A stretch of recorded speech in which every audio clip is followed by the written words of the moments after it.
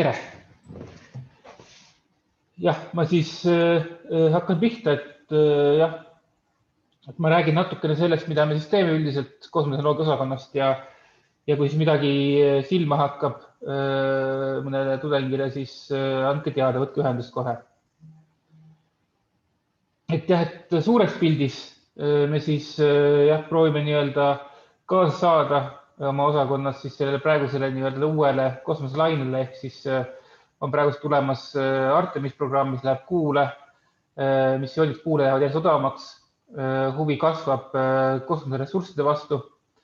Üldiselt see uue kosmose lähenemine ehk siis asju ehitada odavamalt ja nii-öelda ligipääsu kasvatamine kõigile. Lisaks on ka muid huvitavaid arenguid, on näiteks siis elu võimalike jälgede tuvastamine Veenusel ja nii edasi. Ja samas ka siis me oleme ka seda ise mõistnud, kui me tahame midagi suurt kosmoses ehitada, siis me peame seda ilmselt alustama maa peal. Ehk siis, et ka samuti siis arendame välja tehnoloogiaid, mille eesmärk meie jaoks on lõpus kosmosesse jõuda, aga praegust siis esialgu on tellimus maa pealt. Nii. Nüüd siis proovin teha väikse kaardi, kus me siis kaardistame, mida me siis teeme täpsemalt, siis on väljapool sissepoole. Et me uurime näiteks pika perioodi komeete. Need on siis komeedid, mis pärinevad kaugemalt väikesüsteemi välistest aladest või siis äärealadest. Seal siis on meil esimene Eesti süvakosmose instrument OPIC, mis on siis kaamera siis komeetide vaatlemiseks. Siis on meil projektid siis asteroidide uurimiseks, on küll nii-öelda kontseptsiooni tasemel praegust. Ehk siis, et selline projekt nagu multi-asteroid Turing kontseptsioon, kus me oleme artikleid avaldanud mõned. Aga eesmärk on siis korraga palju asteroide vaadata. Siis minnes edasi sissepoole Marss, siis me proovime saada ExoMars 2022 missiooni pardale siis ühte kohta nii-öelda, et ligipääst andmetele. Siis järgmine Kuu, et siis Kuu peal siis me on algamas koostööprojekt Kuu-Kulguriga Milremiga, Milrem Roboticsiga. Ja sinna siis aasta alguses ka tegime valmis kaamerad koos Crystal Space'iga, mis Kuu peale lähevad. Ja siis maa lähiorbiidile on S-Cube 1, mis meil juba saadetud, S-Cube 2 peaks minema startima järgmisel aastal. Ja sinna ehitame veel siis kaameraid vaatluseks ja muid asju toimub maa lähiorbiidil. Siis muidugi maa pinnal on meil põhitegevus, sest sinna lihtsalt me kõik oleme ja seal meil kõik ehitus käib. Ja siis selle jaoks me ehitame tööstusrobootikat ja siis sissepoole minnes siis on ka tulemas meil missioonid Veenusega seoses lähiajal, millest ma küll praegu väga palju rääkida ei saa, sest nende kohta nii-öelda on suurelt pealt meid embargo. Ma siis natukene käin siis läbi need eraldi siis lühidalt iga teema, et kaugemalt eksoplaneetidega on ka teemad, aga sellega praegust ma ühtegi teemat kuidas välja ei paku, et vaatame, kuidas läheb. Nii. Siis komeedipüüduri missioon siis on esimene Eesti süvakosmose missioon, esimene Eesti instrument süvakosmosesse ja siis meie arendame selle jaoks kaamerat, et siis mööda lennata komeedi tuumast. Et seal on see teema, et lähenevad komeedid lähevad väga suure kiirusega ja seega neist on vaja kiiresti mööda lennata, mis tähendab seda, et aeg on väga lühike ja siis selle jaoks tehti selline kontseptsioon nagu komeedipüüdur, mis on siis praegust ESA missioon. Ametlikult ta nii-öelda adoptsioon järgmise aasta lõpus, aga praegu arendus käib ja siis meil on selleks üks kaamera. Ja siis selle käigus me siis põhimõtteliselt oleme, see koosneb mitmest sondist. Siin on hetkel näha 2 tükki, et see suur sond on siis emalaev, mis kannab teisi sondi lähedale. Ja siis väike sond lendab mööda tuumast lähedalt. Ja selle väikse sondi pardal siis on meie kaamera, millega me siis teeme pilti tuumast möödalennus. Ja siis selle instrumendi arendus käib ja see peaks siis startima siis kosmosesse 2029. Me siis ehitame selle jaoks siis instrumenti ennast, mis põhimõtteliselt väike kaamera, see on instrumendi arendust, aga lisaks sellele me ka tegeleme simulatsioonidega, et see toetada. Ehk meil on vaja täpselt aru saada, kuidas käib see missioon nii-öelda andmete poolest, et millal millist pilti oodata on ja täpselt, kuidas me peame tarkvara selleks välja töötama. Ehk siis meil on ka eraldi siis seltskond, kes simuleerib, siis milline võiks möödalend välja näha ja siis sellele vastavalt siis arendame tarkvara.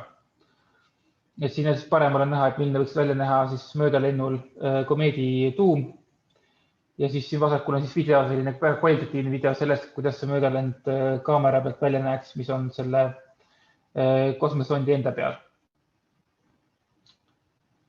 Ja siis nii-öelda kaugemale veel minnes on siis asteroidide missioonid, me plaanime, see on küll kontseptsiooni tasemel, ehk siis meil on me proovime välja töötada satelliidi kontseptsioone, millega saaks väga palju asteroide korraga ära külastada. Selleks siis on siis 50 satelliidist koosneva missiooni planeerimine käinud, kes on paar artiklit välja teinud. Need siis põhimõtteliselt lahkuksid maa juures korraga 50-kesi ja siis läheksid välja siis tuuritama asteroidide vahele ja tuleks tagasi maa juurde. Et selline lähenemine võimaldaks korraga külastada väga paljusid asteroide ühe missiooniga, kuni paarsada. Ja see võimaldaks siis külastatud asteroidide hulka märkimisväärselt kasvatada. Sest praegu see tegelikult väga vähe on külastatud neid ja seega andmed on väga piiratud. Ja ka selline ühe missiooniga ühe sihtmärgi külastamine oluliselt paremaks ei muuda seisukorda. Ja siis Marsi juures, me siis Marsi juures proovime siis saada ligi siis Marsi kulguritele, et kui me saame seal ExoMars 2022 juures koha, siis sealselt põhiselt tegemist siis Marsi tingimuste simuleerimisega jälle, et me ühesõnaga ehitaks mingi simulaatori, kuidas Marsi peal ringi liikuda. Samuti siis osaleks selles, et milliseid andmeid koguda Marsi pealt, siis kuidas neid kasutada siis masinaõppeks ja muidu missioonitööks. Kuu peal siis meil on see koostööprojekt Milner Roboticsiga, sest nendel on juba need sõidukid liikumas tingimustes, mis on suhteliselt sarnased Kuuga. Ehk siis Eesti, Euroopa, ja mitte Euroopa, vaid maa kõrbetes. See on küll Aafrikas tehniliselt. Ja siis meie eesmärk seal on siis vaadata, kuidas üle kanda Milremi sõidukite autonoomia lahendusi Kuu peal sõitmiseks. Ja siis tõesti selle aasta alguses me ka siis koostöös Crystal Space'iga tegime kaamerad, kui tähele pani, mis siis läheksid maale mis lähevad Kuule paari aasta pärast. Ja siis analoogkeskkondasid ka maal põhimõtteliselt uurime, et me saaks katsutada enda asju. Et me hakkame ehitama ka Tõraverre sellist simulatsiooni kohta ja siis ka välismaal on läbirääkimised mõne kohaga. Nii, maa lähiorbiilis on S-Cube 2, mis peaks minema järgmise aasta sügisel üles. Seda siis arendame nii-öelda observatooriumis. Ja lisaks on teie maavaatluskaamera, mis ka võib-olla järgmisel aastal juba üles läheb, mis on siis selline miniatuurne kaamera, millega maad vadelda. Maa enda peal siis on meil autonoomse robootika arendamine koos Milner Roboticsiga, et siis me teeme tööstusroboteid, et kõigepealt töötada välja metoodikat üldise planetaarse sõiduki jaoks kõigepealt maa peal ja siis edasi liikuda nendega kosmosesse. See on kõige suurem projekt ja siin on ka meil omajagu tööjõudu võimalik vaja ja siis siin on võimalik teha töid selle pealt autonoomia arenduse osas just. Ja siis lähemale jõudes on siis Veenus päikesel lähemale jõudes, et seal meil on, ma tegelikult rääkida veel ei saa, aga põhimõtteliselt meil on tulemas, meil osaleme eeluuringus praegust, mille siis eesmärk on siis mõelda Veenuse jaoks välja ports erinevaid missioone, mis siis kohal läheksid ja siis võtaksid ja siis uuriks selle atmosfääri sobivust eluks. Aga selle kohta siis tuleb rohkem andmeid juulis ja huvilised saavad ka minu käest kohe rohkem andmeid, aga lihtsalt praegu seminar on natuke liiga avalik selle jaoks.